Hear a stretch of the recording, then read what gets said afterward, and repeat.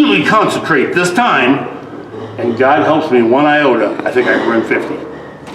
No, really. I believe this. No, I totally believe this, and then I couldn't run 7. But I did believe that I could do it. I thought, like mysticism or something. I thought something magical was gonna maybe happen because of who he is.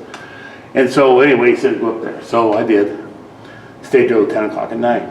0 attention. Then, paid him for the pool time. Went back to Madison, 2-hour drive. Next month, and money is precious to me at this point in my life. I scratched together $30. Drive down there again. Yeah, you practice up there. No attention the whole duration of the day. Pay his pool time, drive 2 hours back to Madison. Third time, another month goes by, tried it again.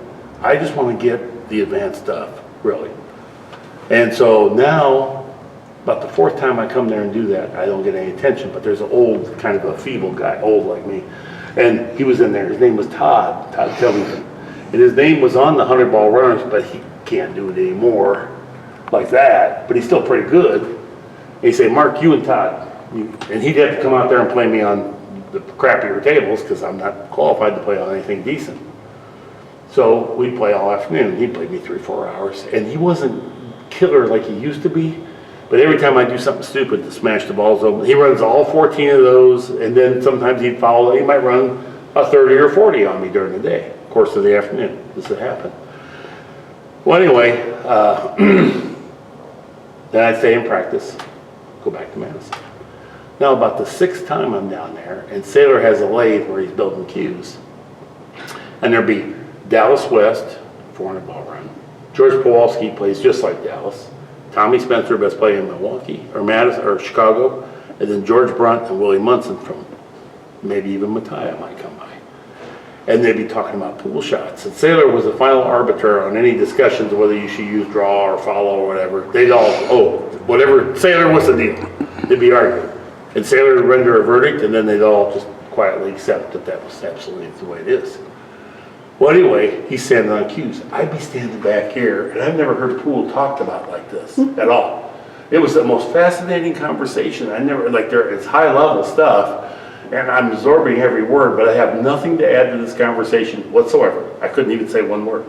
But it was fascinating, you know, and inspiring as hell to hear him talk about, you know, various things that had happened. And Sailor would interject periodically, and I'm just standing there like this. And maybe 25 minutes goes by. Marco, go get us 6 cups of coffee. I said, oh, yeah. Just don't kick me out. No, just don't kick me out. I'll do anything. And so now I'm starting to kind of build back my little bit of credibility with him at this point. And then because they recognized who you were? Well, you know, he knew me because I would come, but he didn't give me any attention. So then, about the next time I come down there, I still didn't get any attention, but just to hear it talk like that, and I want to be one of them so damn bad. Oh, I want this. I'll give anything. Sacrifice my whole life for it, okay? Deal with the devil. Next time I come down there, he goes like this, Marco! I go, yeah. Take that broom and sweep out the entire pool room, and then take that trash out to the dumpster. It'll be immaculate when I'm done. Just don't kick me out. Just let me stay. I'll do whatever you tell me. No problem. I can't tell you how many times I did that. Once a month. Now I'm starting to get back into his good graces at that point where he sees I'm very committed because he's given me nothing and I didn't quit. And it was just a test because so many guys quit on me. And then you can't pay. Money does not do it for Sailor. He's about excellence in the sport. He don't give one shit. He needs money to live on. He's not worried about it. And he makes high-end cues. You've heard of him. She knows. These are historic cues. Okay. Had one. Did you? Regret selling it. Here comes, I'm in there a day. I'm in there one day. Sailor needs money. Here comes a guy wearing black stretch Levi's and a cowboy shirt that's decorative, you know, up here. And he comes in there, he's kind of a burly guy, and he says, yeah, I want to get one of them Sailor cues. I want to get one of them Sailor cues. He says, oh, okay, what'd you have in mind? Well, I want it fancy, ornate. And back then, a top-end cue was $500, okay? Okay, what was you thinking weight-wise? Oh, I play a lot of bar pool. I want 21 ounces. Steel joint here, steel joint. I play with the big cue ball a lot, I like to hit them hard. Okay, so Sailor writes it down, he's got a list of 2 years long. Guy leaves, $500, they agree. Sailor never says one word to me, and we carry on with the rest of our day. Never in life could he produce that cue. You've killed the art. He knows you're a butcher. You know, I mean, you might as well just use a sledgehammer. Take the handle off your shovel and use it for what you're going to do. No, he can't. He's an artist. He can't. That didn't inspire him one bit. What you said. You said, I want to learn. I want it lighter because it spins the ball a hair freer, and I want to learn to run 70 balls. I don't care how ornate it is. Now you got something. Once you say steel joint, he knows you don't know shit about pool. Because now it puts the balance point up here. Now he's got to counterbalance it back here to get the balance point back. He's talking about performance. His cues aren't ornate. Yours wasn't ornate. Mine, that's the reason I sold it, was because I thought it was the ugliest cue. Yeah, it's a fairly plain, austere, performance-based. Ugly. That's all he does, So once you say you want something ornate and show off, you ain't his guy. And as bad as he needs your 500, he can't make it. He's not inspired to make it.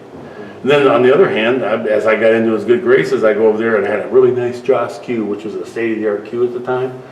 And I had that, and I thought it was okay. And now I'm back into his good graces. This, we're maybe a year and a half in. He goes like this: Marco, made your cue.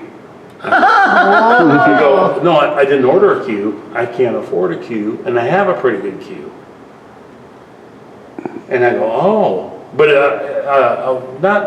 not speechless in that I was so struck, but speechless in that you got a list 2 years long. I mean, And you made me a cue? right. And he goes, no, because what you're playing with is the wrong length.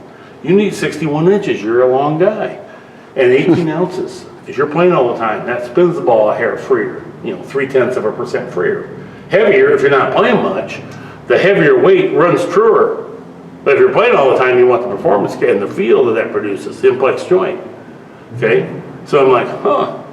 And so he said, now, if that butt's too thick, I'll just trim it down. A player has to have 2 shafts. I only made you 1 shaft, but I'll make you another one. But go back there and we can change the taper on it. Go back there and play it for a few hours and see what you think. Because you can't tell instantly. And I was like dumbfounded, like, oh, okay. Oh, okay, so I went up to my shitty table up there and started hitting balls. But the whole way back, I'm thinking, God, he made this for me. And everybody would kill to have one of these. And it started to feel more special. And as I got used to the length, which was 3 inches longer than what I'd been playing with, and then as the day wore on, man, my heart started kind of getting involved. Like, I do like this cue. It does feel nice. I see what he's saying. Where at first it's so foreign, you can't tell much. You have to play it for a few hours. At the end of the day, he goes, yeah, I want you to have it, so if you like it, I'm going to make you another shaft. The player's got to have 2 shafts. Got to have 2 shafts. We travel around, tip goes bad, you can just switch shaft. Okay. I said, Sailor, I can't take this cue. You could sell this today for $300. Okay, no problem. You can sell it easy. The line's a mile long. I can't afford it, you know what I mean? Sailor, no, I made it for you. You need that unique custom fitting. And I said, look, I shouldn't even do it. I have $150. If you do not take this money, I'm not taking the cue. And this isn't even the right amount, it's all I can afford. And I really can't even afford this, or in my head, And so we made a deal. He finally grudgingly took the $150, but he didn't make it to sell it to me at all. Wasn't his point. He only took it because I wouldn't take the cue without it. And he knows I'm kind of principled the other way.